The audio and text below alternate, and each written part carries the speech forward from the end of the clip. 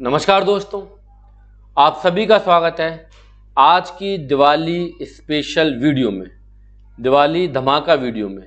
ये हमारे course tally prime 3.0 की वीडियो नंबर 7 है और ये एक ऐसी वीडियो है जो अभी तक आपने देखी ही नहीं होगी। आज की इस वीडियो में हम सीखने वाले हैं new tally prime. New tally prime का मतलब है टैली प्राइम 3.0 या उससे ऊपर के जो भी रिलीजेस हैं। सेल एंड परचेज की एंट्री पास करने का नया और आसान तरीका, एक ऐसा तरीका जिससे आपका जीएसटी ऑटोमेटिकली कैलकुलेट हो जाएगा। आपको कुछ भी नहीं करना है, आपकी जीएसटी की रिपोर्ट एकदम बढ़िया तैयार हो जाएंगी। सो बहुत ही प्यारा वीडियो है, बहुत ही स्पेशल वीडियो है, वीडियो को पूरा देखिएगा।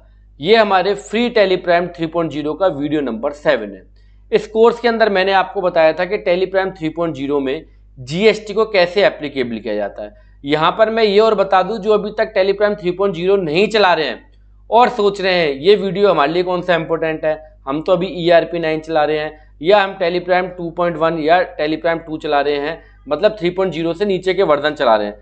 तो अगर वो ऐसा सोच रहे हैं कि साहब हमारे लिए कौन सा वीडियो इंपॉर्टेंट है, तो मैं उनको बताना चाहूँगा कि टैली प्राइम 3.0 आने वाले समय में और बहुत सारे रिलीज ला रही है। क्योंकि जैसा कि मैंने पिछले कुछ वीडियो में आपको बताया था कि हम टैली के बेंगलोर ऑफिस में गए थे, हेड ऑफिस में हमको इन्वाइट किया था। तो अभी टैली के पास बहुत सारी प्लानिंग चल रही है और आगे बहुत सारे रिलीजेस आएंगे और जितने भी रिलीजेस आएंगे उनका जो बेस होगा वो टैली प्राइम 3.0 ही होगा। जितने भी रिलीजेस आएंगे उनके अंदर जो आगे चेंजेस होंगे वो फीचर्स में कुछ ना कुछ चेंजेस होंगे, बट जीएसटी को एप्लीकेबल करने का तरीका जो होगा उसका बेस जो है वो टैली प्राइम 3.0 ही होगा। तो टैली प्राइम 3.0 आपके लिए बहुत इंपॉर्टेंट एक रिलीज है, क्योंकि टैली प्राइम 3.0 और उससे पहले वाले जितने रिलीजेस हैं उन दोनों में जीएसटी को एप्लीकेबल करने के तरीके अलग अलग हैं।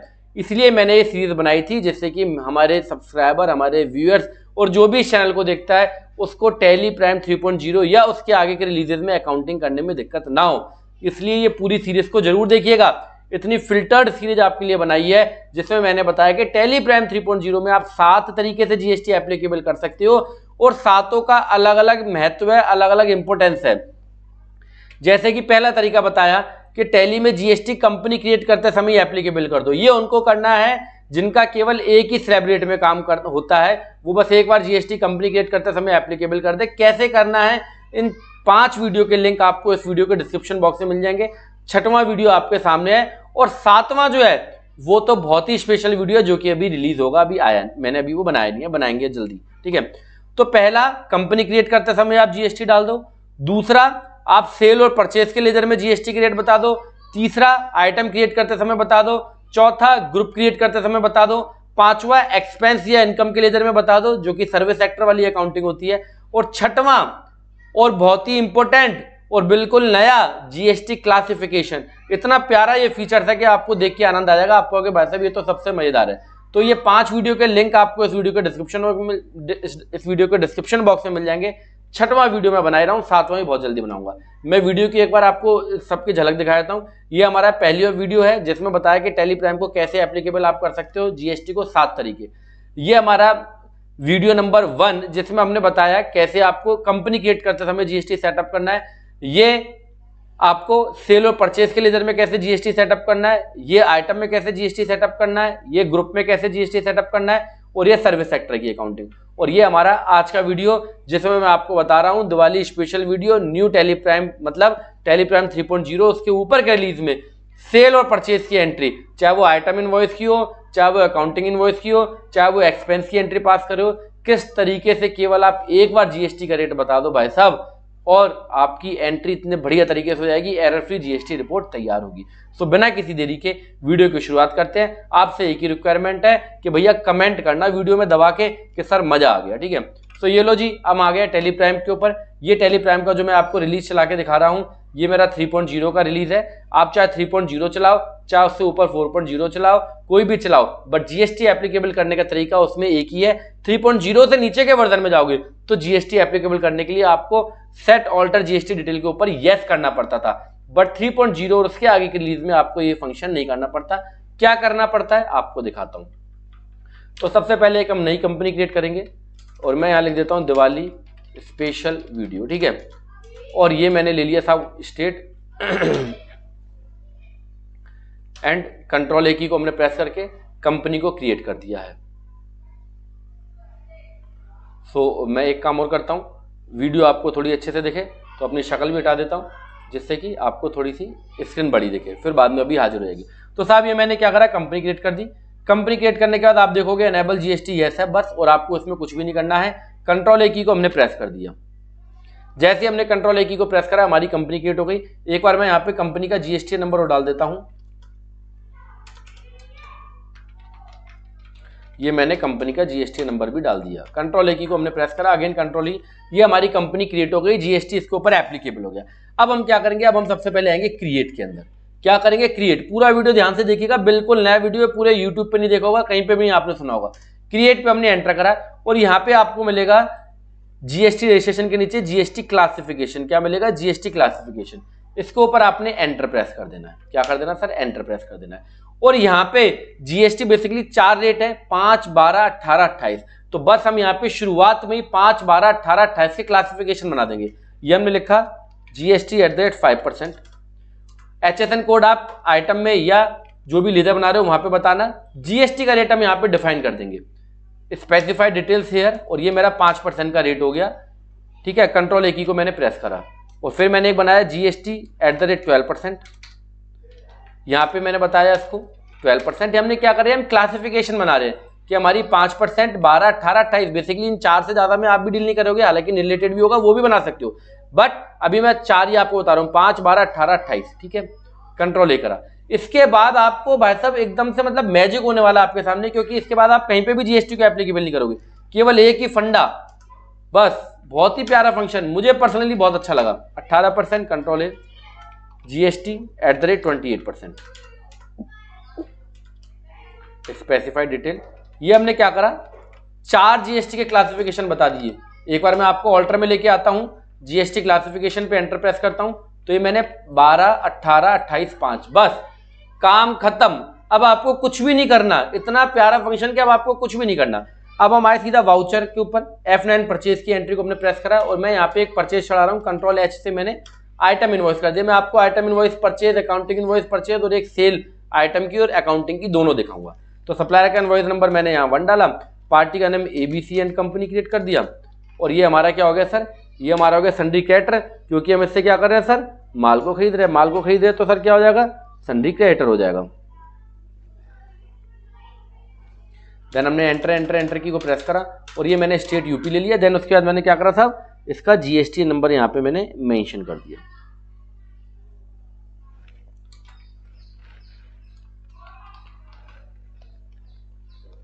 एक मिनट,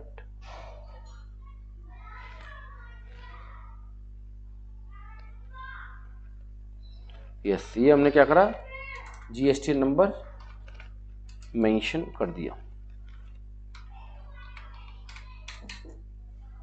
ठीक है सर, कंट्रोल A की को प्रेस करा, अगेन कंट्रोल A की को प्रेस करा। यहां पे मैंने परचेज का लेजर क्रिएट किया, purchase, normal purchase, common purchase. Then purchase account, enter. आपको कुछ भी नहीं करना, केवल कंट्रोल A की को आपने प्रेस कर देना, बस काम खत्म।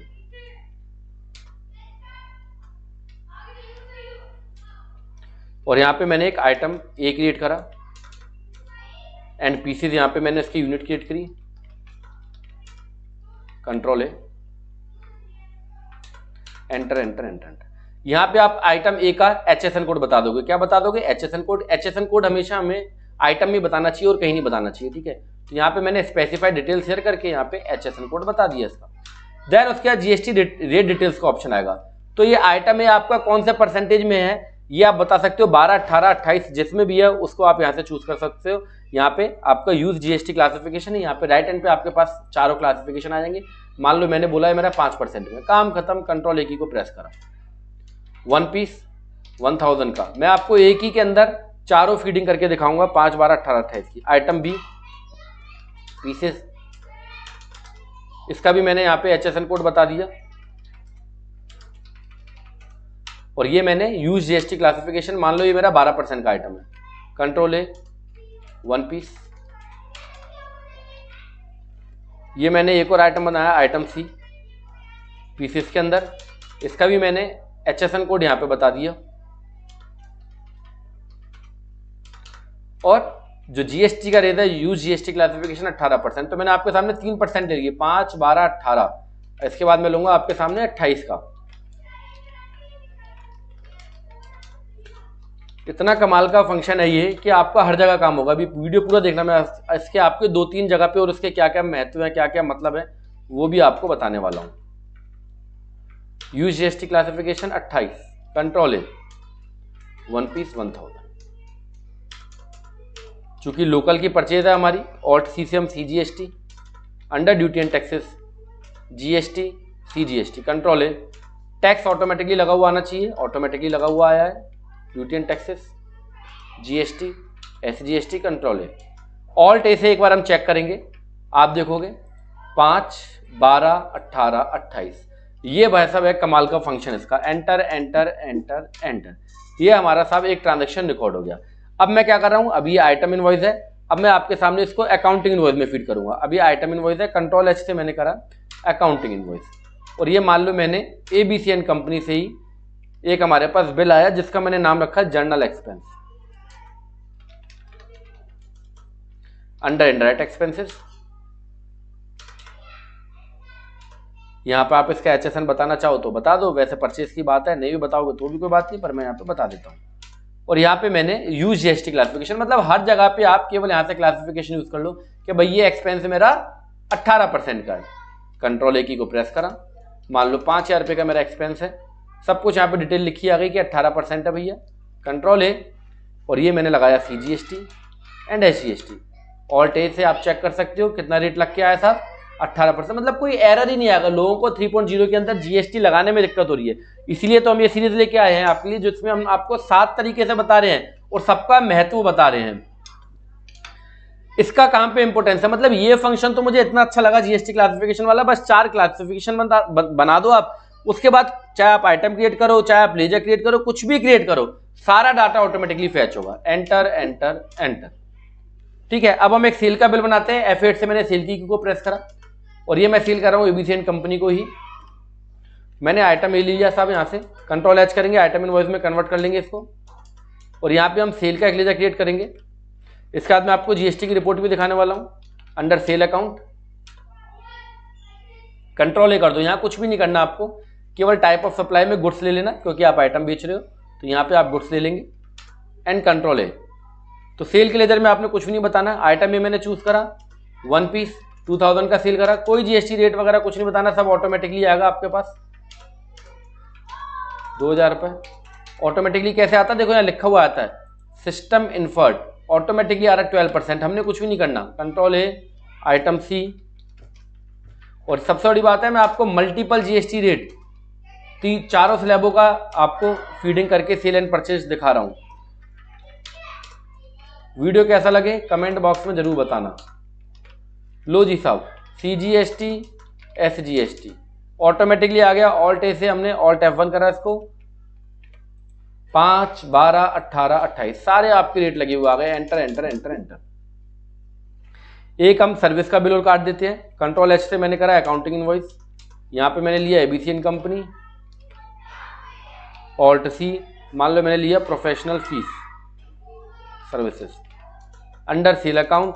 कुछ भी नहीं करना, सिंपल कंट्रोल ए की को प्रेस करो, सॉरी जीएसटी का रेट सेलेक्ट करना है, जीएसटी रेट यहाँ से सेलेक्ट कर लेंगे हम, GST slab rate, use GST classification. मान लो मेरी 18% की सर्विस है, ठीक है। कंट्रोल ए, 5000 रुपये की सर्विस मैंने दी, सीजीएसटी एसजीएसटी। कुछ भी करने की जरूरत नहीं है, बस एक बार आपको क्या कर देना है, एक बार आपको बस 5, 12, 18, 28 इन क्लासिफिकेशन को क्रिएट कर देना। और कहीं पे भी इन क्लासिफिकेशन का यूज करो, 5 का तो 5 में यूज कर दो, 12 का तो 12 में यूज कर दो, 18 का तो 18 में, 28 का तो 28 में, कहीं कोई रेट आपको बताने की जरूरत नहीं पड़ेगी। कंट्रोल ए की को प्रेस करो। अब एक बार हम आते हैं ऑल्ट जी से जीएसटी और 3B पे, तो यहाँ पे हम देखेंगे 2 हमारे एरर आ रहे हैं। उसमें भी हमने एचएसएन कोड और सप्लायर, एरर कोई जीएसटी कैलकुलेशन का नहीं है, एचएसएन कोड नहीं बताया हमने एक में, और एक में सप्लायर इनवॉइस नंबर जो वो इनकरेक्ट है, इनको भी ठीक कर देते हैं। 2 मिनट का काम है, इसको अभी ठीक कर देते हैं। यहाँ पे हमने प्रोफेशनल फीस में एचएसएन कोड नहीं बताया था, हालांकि ये कोई एरर नहीं है, बट फिर भी मैं आपके सामने इसको ठीक करके दिखा देता हूँ। कंट्रोल ए, एक एरर हमने यहाँ पे ठीक कर दिया। एंड सेकंड एरर हमारा सप्लायर इनवॉइस नंबर, तो यहाँ पे मैंने सप्लायर इनवॉइस नंबर डाल दिया, कंट्रोल A की को प्रेस कर दिया।